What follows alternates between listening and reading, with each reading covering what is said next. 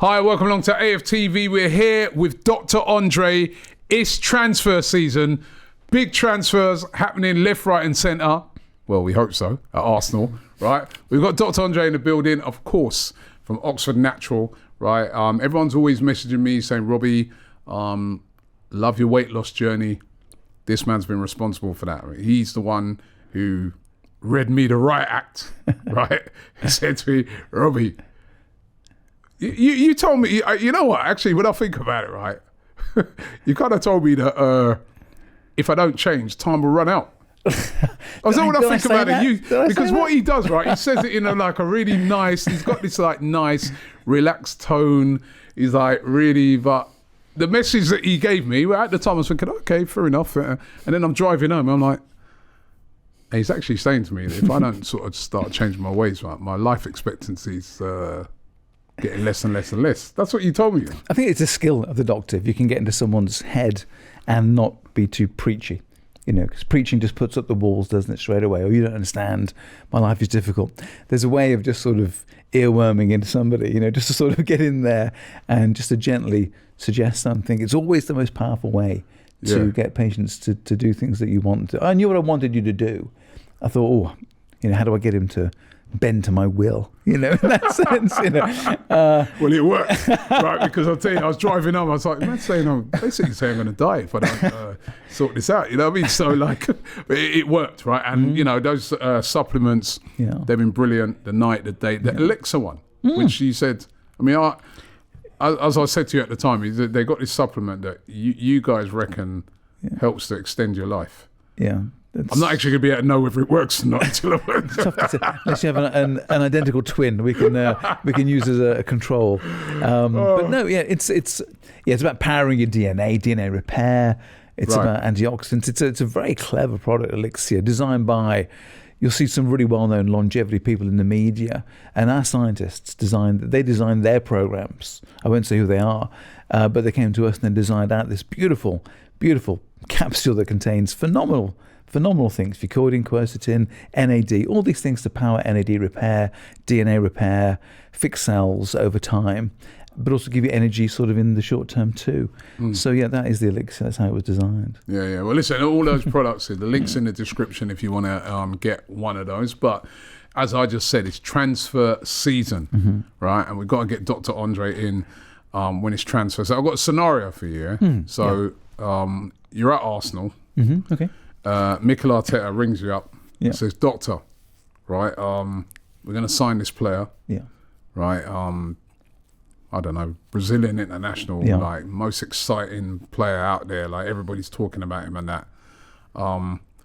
You get him in to have the medical and you find out that not everything's too right. You see some little issues around the knee that's worrying you a bit. How do you break that news to the manager? Basically, do you go to the manager and say, Mikel, nah, don't sign this guy? Especially if there's big pressure on that. All the fans out there are really excited to see this signing come in.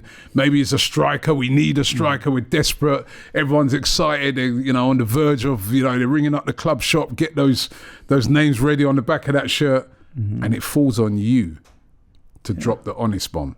Yeah. Just like what you did with me. Yes, yeah. How do you do it? Well, firstly, you better know your stuff. You better be prepared for them to say, well, why 10 times, okay? Because they would have chosen this person, they'll have watched them for quite a while beforehand, they'll know their data, how many games they've played this season, whatever. There'll be a gathering of data to make somebody worthwhile signing anyway.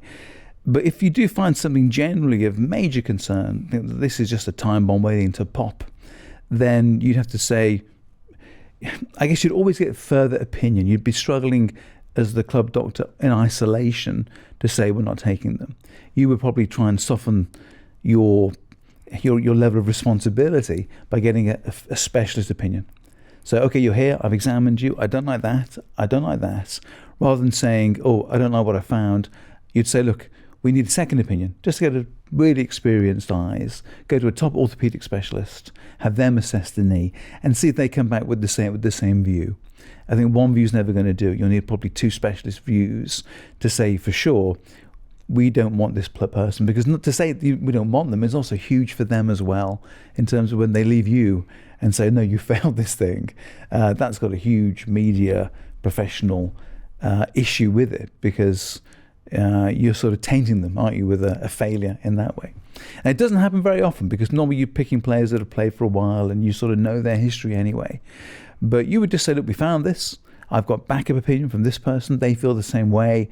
This is high risk. Okay, you rarely say, I'm not having him in my department. Sorry, you don't quite carry that much weight. But you would discuss that with the management first, and also even more so with the directors. Okay, because they sign the check, don't they? The club pays the money, not the manager.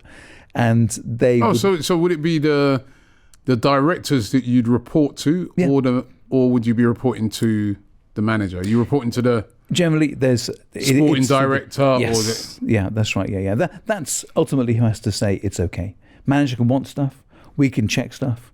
We then put that to the board and say, look, this is the person we have found. This is why they're good. This is the risk. They will then view it and come to a board decision as to whether that player is actually taken or not. Because again, they signed the wage. They signed the transfer fee. And that can be complex, because the manager might have been there for 6 weeks. Okay, you've been there for 10 years. Okay, so who holds sway in those situations? In the ideal situation, you come to a nice agreement on these things, but not always. But if you really, really believe this person is high risk, you just say that. You don't say never. You just say that person. I said before, I failed flat out one player. It was a European international, and he just couldn't do things that you have to do to play football. And I got a nice nudge from one of the senior coaches. Came back from a European training trip. They came back, and he was coming back for the medical, and he went, Doc. He said he can't turn. I went, oh, okay, that's useful. And sometimes the old pros give you this great bit of information which you can never get from a scan or anything. I thought, okay, he can't turn. That's quite a big deal in football for a defender. He was a defender, okay, and he looked fine. His sort of scans were okay. X-rays were fine. He could run straight in a straight line, really good. But I did a couple of tests on the couch, whereby simple things, just sit on your knees, lean back as far as you can go, and he couldn't lean back. Like there's something in his hip knee complex that was tight. And I ran around. I got a couple of kids from the academy just to run around with him, and lo and behold, he couldn't turn. He just couldn't. So for all he had a good season, he played well, he had no major injury history, but something had gone here. And I said, we're not taking him at all. And it caused no end of hassle.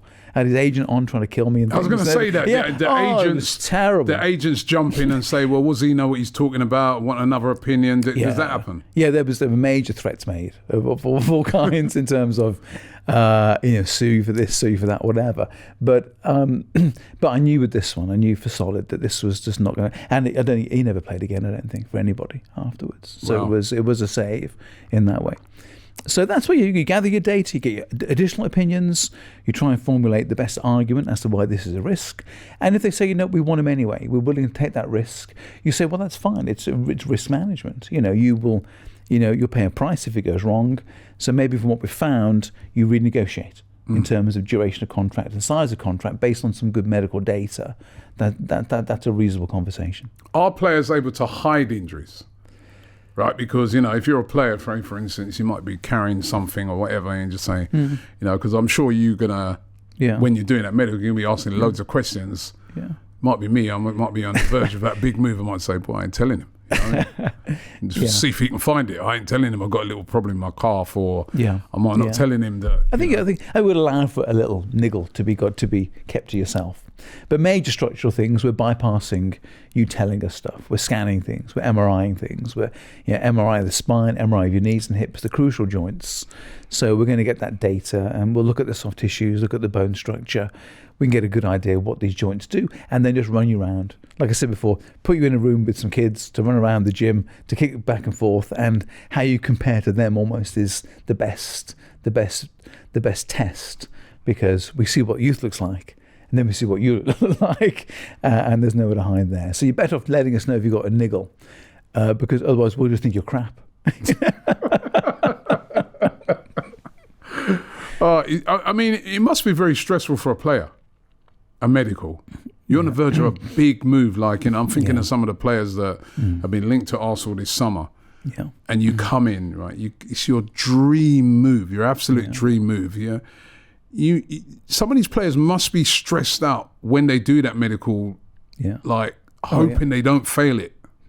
Players are never as nice as on medical day. As I've said before, they're like kittens. They'll do anything you want on that day. It's the only day they're ever like that in terms of whatever, doc, whatever you want. I'll go here, go there, whatever you want.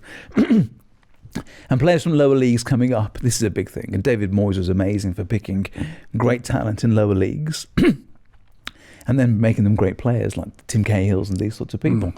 And I'd be staggered actually how poor their medical department sounded when they came to our department. Saw what we did, what we checked, what we looked after.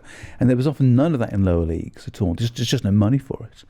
And you can see the wide eyes thinking, wow, this is my break, my chance. And generally you sign people. Generally you don't fail people because, I said, there's that pre-research has been done. But no, they're certainly wound up when they come. They want this to go as well as possible because it's massive to fail these things. Yeah, I mean, you see players sometimes towards the end of the season. They know they're on the move at the end of the season. Like guarding. And there's a big drop-off. Do you think that is players deliberately sort of,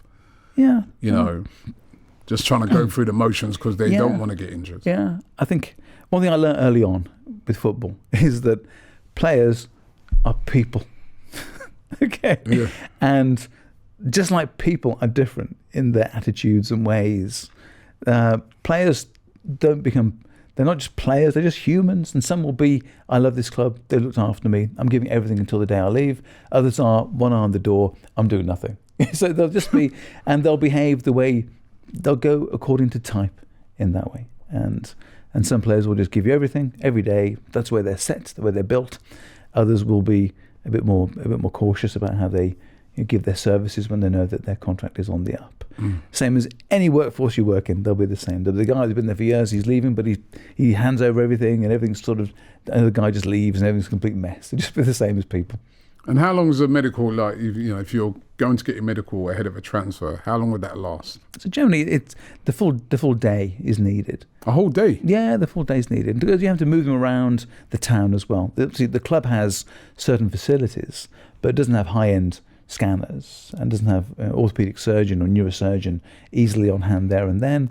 So you do your medical, your sort of club medical, which is the one which has the blood tests, it has the basic tests, the running around, the functional side of it, and then you need to go off to a few specialists to get their view on it. And you'll know a few surgeons who do operations for the club who you know and trust as well. And let's face it, an orthopedic surgeon knows a knee better than even the doctor would, because they just are just more skilled at knowing, is this knee one that needs to be operated on? Is it got how many years are left in that knee? So you want those specialist views. So you are running around the place. I'm sure I've asked you this before. I'm going to ask you again. Like, how do they do them when they're abroad though? Like, how do they, especially when it's coming down to deadline day sometimes. Yeah. I mean, you can. If you need a whole day, how is it then on deadline day they're able to pull some of these things off? The thing is, it's football.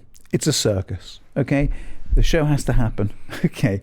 Whatever happens. I said before, I was once on my holiday, because these like summer transfers can be tricky, but everyone's away. All your normal guys, you're unlikely to have the whole team together the way you normally would do during the summertime. But if the club says, Doc Andre, we signed this player, we need you here, you go. There's no way of saying, oh, I'm a bit busy or I'm on holiday. I was on a bed in Dubai, lying down, sunning myself, and a call comes and says, there's a player we're interested in. We've got him to the local hospital in Dubai. You need to be there in an hour. And you say, yes, I will be there in an hour. Okay. And you get all the cream off you, get yourself changed, go there and suddenly become a doctor. As the cab gets you there, you go into doctor mode that way. And then you have to organise scans and things in that country. Okay, and you've got an open checkbook, so it's not so difficult for big clubs to do it. But yeah, you have to construct it as fast as you can, and it has to be good, and it has to be tested, because if it goes wrong, then they'll come back to you and say, you didn't do your job properly there. So, and And in the world of medicine, like football, if you shake a wallet at things happen. If you shake a wallet, doctors appear from somewhere, or you get people together if you're willing to pay for the services that way. So even abroad, you can put it together. You like your own people because you know it better, but there are always contingencies to get things organised in other nations. You don't go to minor nations or what you could say third world nations. You've got to go to sort of first world countries to get the appropriate scanning equipment and opinions. But yeah, if you need also the name carries something. You say Arsenal are here, Arsenal need this. People do things for you, because they just want to be associated with the club, and there's a romance and excitement about that. It makes their day. They go home and said, I did this thing for Arsenal today. That's a big thing. I've got one last thing to ask you, right? Because this thing's always been on my mind. Deadline day, right? There'll be signings that, we don't get announced to 11 o'clock, 10 o'clock. Is it that they've already done those medicals ages ago? Maybe even the day before, and they're just holding those back for TV? Because I've always thought that. I've always then how did you pull that? Sky will say, all right, this player all of a sudden has been linked and blah, blah, blah. And then he should be on his way to and I'm thinking to myself, well, hold on. How is it, especially now that you're saying it could take a day to do a medical, how is it that they're just hearing about this now? Yeah, right? I think you're right. I think the medical is done and dusted. And then I guess what's being argued about. So they hold it back? Yeah, because it's not a deal until the person has signed the contract itself, isn't it? The actual size of it and scope of it. So maybe those things get argued. I imagine that the agents and the player, when someone's wanted and there's a deadline, then that means money can be upped, can't it? That can be, you can up the ante, can't you? Because you want me, the deadline's coming, you'll miss out on me. So the medical could be done a day before? Yeah, for sure. That's right. Yeah. We're doing that before. We're not rushing. We're unlikely to rush it. Get the final last scan, and just before deadline, we're looking at it. It looks okay. It's a go. Because they make out like that. He's still undergoing his medical, and you know what I mean?